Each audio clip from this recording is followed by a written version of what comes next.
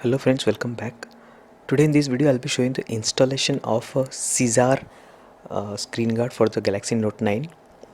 Anyone who has used a Samsung phone, a flagship phone, knows these curved edges give really a pain in the ass for installing a tempered glass or anything, because 99% they'll come out from the edges and start peeling off.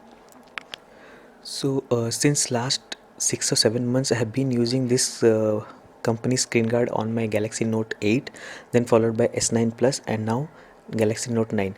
I feel this is complete value for money. For around 400 rupees you won't get a better screen guard. I have used in the past Gadget Shields, I have used Kinova skins, but all the skins are very thick and turn yellow, as well as they're rubbery in texture.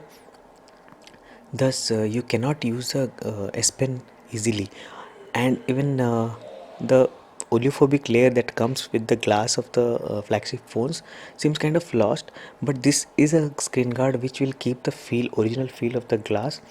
The fingers glide very nicely because I use continuous scrolling keyboard feature, so I glide type a lot.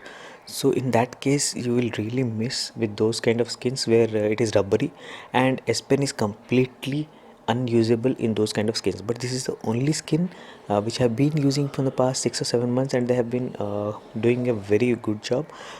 So this will be an installation video, and I won't be fast forwarding this video because I feel most of my friends have seen, even though this is a simple procedure, but many are not good in installing a screen guard, and some of my friends are completely obsessive compulsive disorder in removing the single bubble which is left and then completely spoiling the screen guard.